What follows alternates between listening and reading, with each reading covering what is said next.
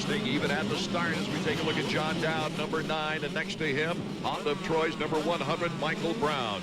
Ricky Carmichael looking at Steve Lampson's 125 records for wins in a season and consecutive wins in one campaign. He wants to keep those streaks alive here today. Looking forward to the first moto as the board turns sideways. We'll get underway with moto number 1 any second. They are off. Ricky Carmichael, whoa, somebody popped there in the back as Ricky Carmichael gets a rare hole shot. He gets fine starts, but rarely do we see him get a hole shot. I believe this is the first one of the year. Right there is his teammate, number 20, Casey Johnson. Tim Perry also there. Christopher Gossler on Steve Lampson's bike. Robbie Reynard not too far away. It's Reynard making the push now. He moves into third.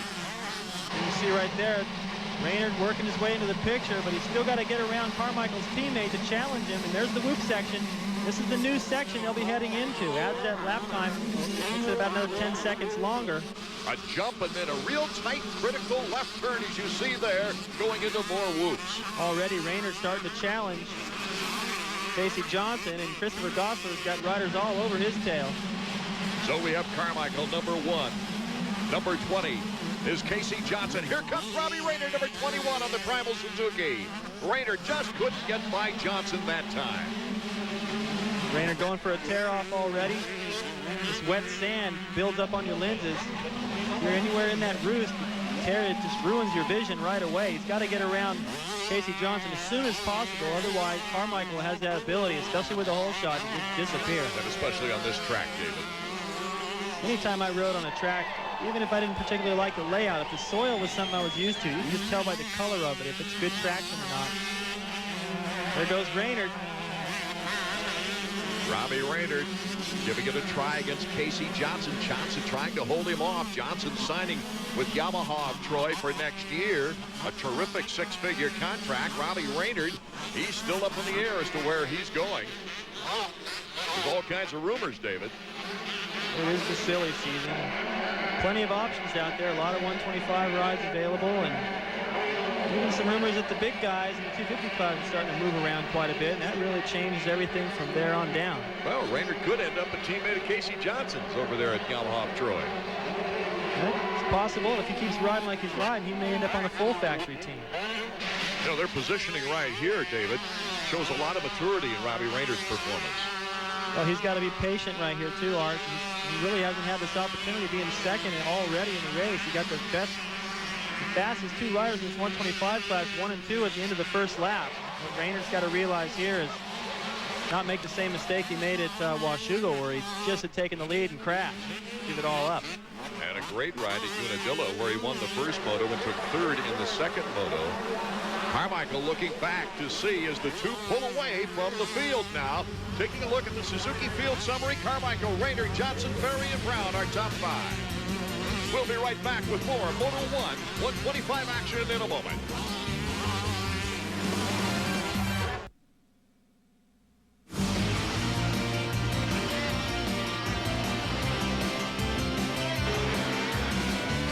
AMA Motocross is being brought to you by Honda, maker of the world's most powerful custom motorcycle, the Valkyrie.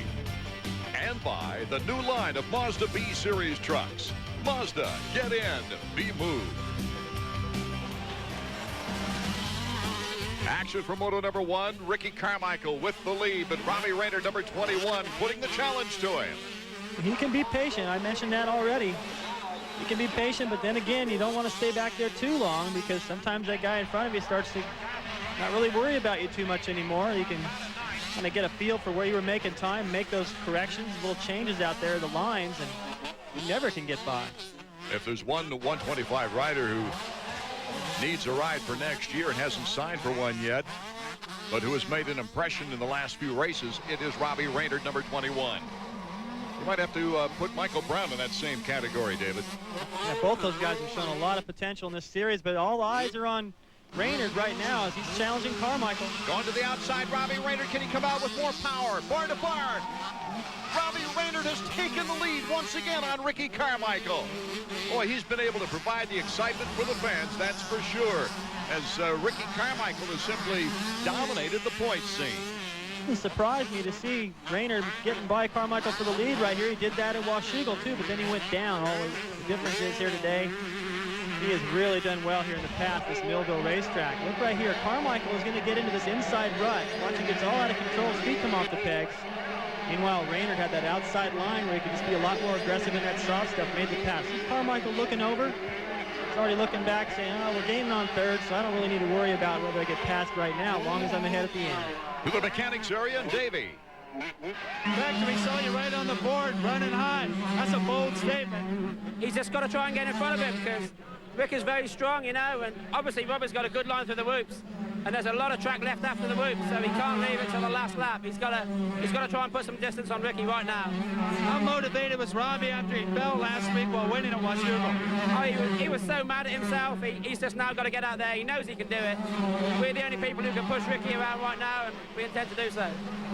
Robbie Reynard, who played bridesmaid to Ricky Carmichael throughout the entire Supercross season, came into this outdoor season, David, with one thing in mind, and that's I don't care how many times I'm runner-up, but I want to beat him one time. And you can see that in his performance here late in the season. You can see by the battle that they've got amongst themselves how much distance they've opened up over third. On the Suzuki stopwatch, we'll check out the intervals for the top four.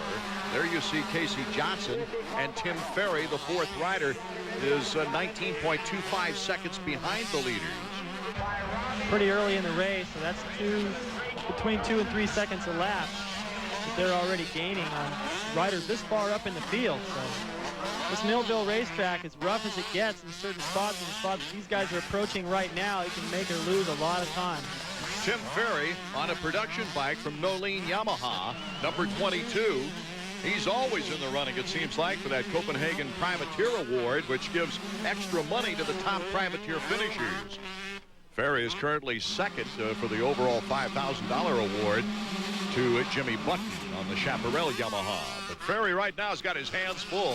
He's looking ahead, I'm sure, but behind him, John Dowd, who wants to get right back into the scene now with a better performance after two back-to-back seventh-place finishes. That's going to be hard to do, to go up there and challenge the leaders and try to get that points lead back, especially when he's getting these bad starts. And I wouldn't say this is a bad start, but it's just not good enough to run with Carmichael and Reynard. Okay, for another update from the mechanics area, let's go down there to Davey Coombs, who's with Ferry's mechanics. Davey, so far so good for your rider, Tim Ferry. He's running strong fourth. He's holding that factory Yamaha. Yeah, he's riding better. He's getting better every week, and just keep charging. So that's all I can tell him this season. Hey, we noticed he selected that inside spot on the starting line, too. Is that something he planned, or is there nothing else available? He told me he got good starts there last year from there, both motos. So he said that's where he wanted to start, and paid off. So I'll let him start where he wants. Good job. Thanks. We'll see if Dowd can catch up with Ferry right now, as Tim has been riding well lately. About the time I said that in Millville, though, he went down, if I remember correctly. Tim Ferry fighting back from injury after injury. Once a 125 region champion in Supercross. He's now just trying to get physically back to the point where he was such an effective rider in the 125 ranks. Well, the start helps for one thing, Art, but I would imagine we heard Carmichael say he likes this track. It's kind of like being back at home, being in that familiar soil. It's got to be the same for Tim Ferry as well. Ferry coming out of Largo, Florida, while Ricky Carmichael from the town of Havana, Florida. He says nobody really knows where that is around the United States. Just say Tallahassee. Our leader, Robbie Reynard, but right there, number one, Ricky Carmichael. And Carmichael's turn to be patient, David. Well, he is being patient. It looks to me like what he's trying to do is study the lines of Reynard. And in the past, he's had the confidence to let somebody get around him and then to study him for a little while and get right back. Right there, another mistake. His timing seems to be a little bit off. And, well, down the stretch, that'll be a big advantage of Reynard. Robbie Reynard continues to lead. The points leader, Ricky Carmichael. Can number 21 pull it off here in our first moto? We'll be right back with more action in a moment. We're back in Millville, Minnesota. Art Ekman, David Bailey, and Davey Coombs bringing you action from the first moto of 125 action, where Robbie Reynard has pulled another surprise. Not as much as a surprise now as it was back at Unadilla times, but Robbie has taken the lead on Ricky Carmichael. This time, Carmichael really doesn't look as comfortable trying to catch up with the number 21. He still looks like he's in a pretty big hurry to me, and really not gaining any time. I don't see anywhere on the racetrack where he really has a line up his sleeve or a spot where he keeps getting close each time in a corner. Robbie just seems to be able to maintain the same distance. These guys are going all out. A compliment to Reynard for holding out and not cracking at this point. Our colleague, Davey Combs, is now with Chad Watts. I gotta tell you, it seems like there's some place over there in that sand wash where Robbie's pulling away from Ricky. Is that something you guys can work on between motos, change the setting or something? Well, we talked about that before the race, and he'd rather have the bike set up for the rest of the track, not the sand wash. I mean, he loses about a quarter second, but he gains back about 3/4 on the rest of the track. So if he could get by him, I mean, wait and see. Important point.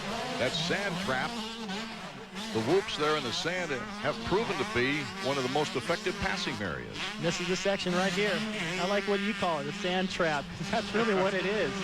You don't want to end up in there losing your momentum, get in there too deep, pick the wrong line. You got to get in there with a lot of speed, but it's so intimidating when you come in there full throttle. You just want to let off. I walked it one day, and boy, you can disappear in those things. They look a little more flat here on television. No, it's a lot tougher, especially when we're riding 500s there. That was really pretty scary because you come in there with a lot more momentum, and if you get a little out of shape, that 500 will just keep on going until you're on the ground. It usually gets the better end. Tim Ferry still holding John Dowd back for 4th place. In fact, he's got a little space on him as we return to the action for 4th. Ferry just smoking around that corner. You see the difference, Ferry back to Dowd. Ferry coming down that hill, just throwing it into that berm, doing it again here. Little bobble, but it doesn't matter. His momentum is still a lot stronger than that of Dowd. Dowd is probably going to be a little stronger just from the way he's ridden in the past through that big whoop section. So it seems to be where most of the passing is going on. If he's got a shot to move up the ladder once, I think it'll be in the section that Johnson's approaching. Casey Johnson in a lonely 3rd. Nice move by Casey. It's just nice timing as he comes over that big jump, lands on the backside of one of those whoops, trying to hop through here. See, he used that one bump to hop over another one, but I don't know if that momentum is as fast as the 2 leaders, but he's still getting through there consistent every time, not losing any time to the guys behind him. Is that the most difficult area to be caught in during a race, David, is you're not really with the leaders. You really can't see them that much of the time, and there's no one really behind you pushing. How do you keep your pace up? Well, a lot of times you just have your mechanics put on the board. You guys, talk a little bit between motos before the race. Put on the board my lap times or how much time I'm down from the leaders, and you try to close that gap, ride as fast as you can and race the racetrack only.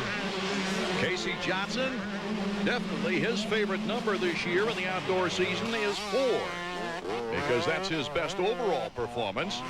And he's had a slug of 4s as far as 4th place finishes in the motos. There was a stretch there in 8 motos where he was 4th 6 times.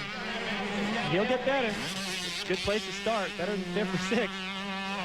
Casey's best finish, a 3rd overall at Troy with a 3-4. Let's go to Davey. Dave, it's a great battle for 1st and 2nd, but very quietly, Casey Johnson, your rider's taking control of 3rd, and he's holding up Tim Ferry and John Dowd. Are you happy so far? Yeah, I'd like him to be up a little further, but those guys up front are going really fast. All we want to do is maintain 3rd in the series, so we're doing our job right now. What about, do you think Casey can pull a win off for the end of the year? I hope so. Casey Johnson, number 20. Boy, he'd like to see nothing better than to capture a moto win one of these times. And, of course, after this race here at Millville, only 2 left on the schedule, Binghamton, New York, and Delmont, Pennsylvania for the Steel City wrap-up. Beautiful track. That's when we're going to probably break out the helicopter, get some great aerial views of that rolling hillside. Robbie Reynard won his first national there as a rookie. He'll be looking forward to try to close out the season with another win over Carmichael. That gave him enough credential to win Rookie of the Year for the AMA motocross scene that season. We go back to the battle for 4th. Still, Ferry has not cracked against the veteran John Dowd. Dowd, on this track last year, took 2nd place in the 250s in a terrific battle in Moto number 2 with Jeff Emig. Dowd has had some fine rides. It's a lot of these stops in the national circuit on both the 125 and 250, but Just been really, I think you can sense in him now. He is starting to lose hope at winning this 125 title. Yeah, the wind looked like it came out of his sails after that crash at Unadilla, didn't it? Okay, we'll be back as the checkers are about ready to fly here in our first moto. Welcome back to Millville as we take a look at the 125 action. Robbie Reynard now starting to pull a little bit of a lead on the points leader, Ricky Carmichael. Carmichael has not won 3 first motos during the season. That is not the case for the second moto in each event. He's only lost 1 second moto all season long, and that was a second at Southwick. Ricky looking smooth but not challenging. Let's go to Davey. Chad, I know you guys have lost opening motos to Robbie Reynard earlier this year, but Ricky's always come back strong in the second moto. What are you going to tell him between races if this one doesn't work out? Like I've said in the past, I mean, Reynard on a given day, he can go really fast, and he's been putting together good nationals this last year. So I'll just tell Ricky, go in next moto, because I mean, a 2-1 will be the 1-2 winning day. So he just needs to stay focused and keep his head straight. It was just the opposite last year for Ricky. He went out and won the first moto, took third in the second moto after getting the whole shot there. But that was good enough for his 6th victory of the season, breaking the win mark for rookies. Both the win mark of Bob Hanna and Bradshaw. His mark set in 76 and 89. And well on his way to his rookie season title in the 125s last year. Right now, he just looks like he's a little out of sync. And I mean, Reynard has really gotten away now. So I think Robbie and Carmichael rather just decided there's no way in the heck I'm going to stay up with him in this moto. I'll just try to regroup, figure out what I can do in terms of my lines, and beat him in the second moto, like his mechanic said. After Reynard passed Carmichael, this is really the only battle left in Moto 1. John Dowd tries once again to pass Tim Ferry. Ferry has just been very, very tough and determined. John Dowd to the inside. Team Yamaha versus Nolene Yamaha. And it was Dowdy finally moving into 4th place against Tim Ferry. Ferry did a good job of holding him off. He did. Now you got a happier. I wouldn't say totally happy, but Brian Berry, that's Dowd's mechanic on. It's about time. He moves up to 4th. Still got Casey Johnson up there. I don't know if he's got enough time left to catch him. You can see him look over a little bit. You can see Casey coming down the hill. But this is another look. John made up a lot of time from the bottom of that hill. Just jumps this double right here. Doesn't get over it clean, but good enough. See Ferry look over at him. He knows he can't go to the inside because Dowd's right there. Dowd, after never finishing off the podium in the first 7 races, then came off with 2 7th place overalls. Unadilla just seemed to be that turning point for number 9.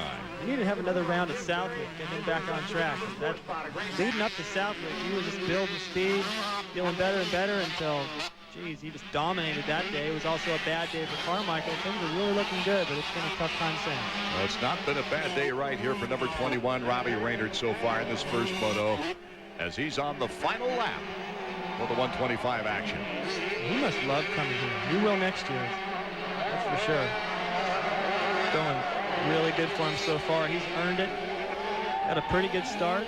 Attacked right away. A little bit more patient in getting around Carmichael than he was in races past, but still very aggressive. Kept the pressure on him, and it's just outclassed him in his first moto. You might have noticed the graphic saying that it's his 2nd moto win of the year, should he stay the rest of the way on 2 wheels. His first win was the first moto at Unadilla. And he came back with a 3rd in the second moto for a 2nd overall behind Ricky Carmichael. So a happy day for Robbie Reynard as he takes the checkered flag here at Millville. So Reynard in good position to get on the podium 3 out of the last 4 events. Taking a look at the standings now here in Moto 1, it was Robbie Reynard, Ricky Carmichael, and Casey Johnson the top 3, with Dowd and Ferry finishing out the top 5. Stefan Roncada, one of his better moto finishes, in 6th, with Mike Brown in 7th.